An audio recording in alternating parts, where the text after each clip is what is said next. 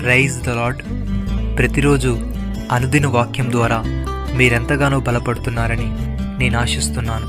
అలాగే మీరు కనుక మన యూట్యూబ్ ఛానల్ని క్రొత్తగా వీక్షిస్తున్నట్లయితే మన యూట్యూబ్ ఛానల్ని సబ్స్క్రైబ్ చేయండి, ఇతరులకు షేర్ చేయండి.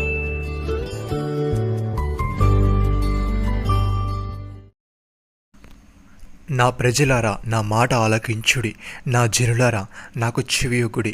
ఉపదేశము నా యొద్ద నుండి బయలుదేరును, జనములకు వెలుగు కలుగునట్లుగా నా విధిని నియమింతును. యెషయా గ్రంథము 51వ అధ్యాయము 4వ వచనము. ప్రియమైన సహోదరి సహోదరులారా, యెహోవా తమకు దేవుడుగా గల జనులు ధన్యులు, ఆయన తనకు స్వాస్యముగా ఏర్పరచు జనులు ధన్యులు. యెహోవా ఆకాశముల నుండి కనిపెట్టుచున్నాడు, ఆయన నరులందరినీ దృష్టించుచున్నాడు. తానున్న నివాస స్థలముల నుండి భూలోక నివాసులందరి వైపు ఆయన చూచుచున్నాడు. ఆయన వారందరి హృదయములను ఏకరీతిగా నిర్మించినవాడు, వాడి క్రియలనియు విచారించేవాడు, వారిని దర్శించేవాడు. భక్తుడి విధంగా అంటున్నాడు, యెహోవా నీవేర్పరచుకున్న వారి క్షేమం నేను చూచుచు, నీ జనులు కలుగు సంతోషమును బట్టి నేను సంతోషించుచు, నీ స్వాస్థ్యమైన వారిలో కూడి కొనియాడునట్లు నీ ప్రజలయందు నీకున్న దయచేపున నన్ను జ్ఞాపకము తెచ్చుకునము.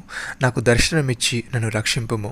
సహోదరి సహోదరులారా, యెహోవా తన భక్తులను తనకు ఏర్పరచుకున్నాడని తెలుసుకునుడి. మనము యెహోవాకు మొరపెట్టగా ఆయన ఆలకించును. భయము నొంది పాపము చేయకుడి. మీరు పడకల మీద నుండగా మీ హృదయములలో ధ్యానము చేసుకుని ఊరకుండుడి. నీతియుక్తమైన బలు నర్పించు యెహోవాను నమ్ముకునుడి. మాకు మేలు చూపువాడేవాడని పలుకువారు అనేకులు. యెహోవా తన సన్నిధి కాంతి మన మీద ప్రకాశింపచేయును. పౌలు భక్తుడి విధంగా అంటున్నాడు, దేవుని స్వరూపైన క్రీస్తు మహిమను కనబర్చు సువార్త ప్రకాశము వారికి ప్రకాశింపకుండా నిమిత్తము ఈ యుగ సంబంధమైన దేవత అవిశ్వాసులైన వారి మనోనిత్రములకు గ్రుడ్డితనము కలుగజేసెను. అంధకారముల నుండి వెలుగు ప్రకాశించునుగాక అని పలికిన దేవుడే తన మహిమను గూర్చిన జ్ఞానము యేసు క్రీస్తునందు వెల్లడిపరచుటకు మన హృదయములలో ప్రకాశించెను. గనుక మేము మమ్మను గూర్చి ప్రకటించుకునట్లేదు, కానీ క్రీస్తు యేసును గూర్చి ఆయన ప్రభువునియు మమ్మను గూర్చి యేసు నిమిత్తము మేము ఈ పరిచారకులమనియు ప్రకటించుచున్నాను. ప్రియమైన సహోదరి సహోదరులారా, సమస్తమును ఖండింపబడి వెలుగు చేత ప్రత్యక్షపరచబడును.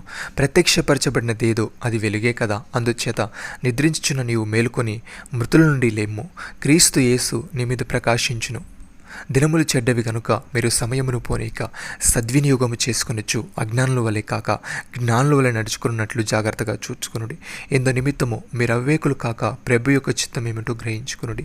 పౌలు భక్తుడు కొలస్సీలకు రాస్తూ ఈ విధంగా అంటున్నాడు, మీరు సంపూర్ణ జ్ఞానమును ఆత్మ సంబంధమైన వివేకమును గలవారును ఆయన చిత్తమును పూర్ణముగా గ్రహించిన వారునై ప్రతి సత్కార్యములో సఫలులగుచు దేవుని విషయమైన జ్ఞానమును అభివృద్ధి పొందుచు అన్ని విషయములలో ప్రభువును సంతోషపెట్టినట్లు ఆయనకు తగినట్లుగా నడుచుకుని వలననియు ఆనందముతో కూడిన పూర్ణమైన ఓర్పును దీర్ఘశాంతమును కనబర్చినట్లు ఆయన మహిమా శక్తిని బట్టి సంపూర్ణ బలముతో బలపరచబడవలనియు తేజోవాసులైన పరిశుద్ధుల స్వాస్థ్యములో పాలివారగుటకు మనల్ని పాత్రులుగా చేసిన తండ్రికి మీరు కృతజ్ఞతాస్తులు చెల్లింపవలనియు కోరుచున్నాను. సహోదరి సహోదరులారా, మనము చీకట్లో నుండి ఆశ్చర్యకరమైన తన వెలుగులోనికి మనల్ని పిలిచిన వాని గుణాతిశయములను ప్రచురము చే నిమిత్తమును ఏర్పరచబడిన వంశమును రాజులేని యాజక సమూహమును పరిశుద్ధ జనమును దేవుని సొత్తైన ప్రజలమై ఉన్నాము. ఒకప్పుడు ప్రజగా ఉండక ఇప్పుడు దేవుని ప్రజలమైతిమి, ఒకప్పుడు కనికరింపబడక ఇప్పుడు కనికరింపబడిన వారమైతిమి. ప్రియమైన సహోదరి సహోదరులారా, మనం పరదేశమును యాత్రికులమై ఉన్నాము గనుక ఆత్మకు విరోధముగా పోరాడి శరీరాశలను విసర్జించి అన్యజనులు మనలను ఏ విషయంలో దుర్మార్గులను దూషింతురో ఆ విషయంలో వారు మన సత్క్రియలను చూచి వాటిని బట్టి దర్శన దినమున దేవుని మహిమపరచినట్లు వారి మధ్యను మంచి ప్రవర్తన గల వారమై ఉండవలసిన వారమై ఉన్నాము. నమ్మిన వారు నాతో కలిసి ప్రార్థనలో ఏకీభవించండి.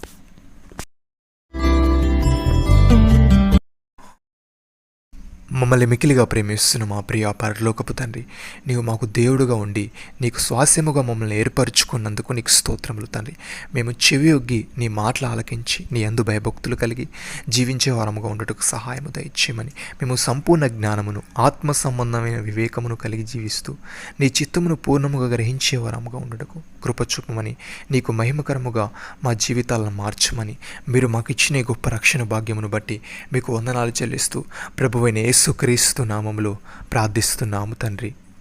ఆమేన్.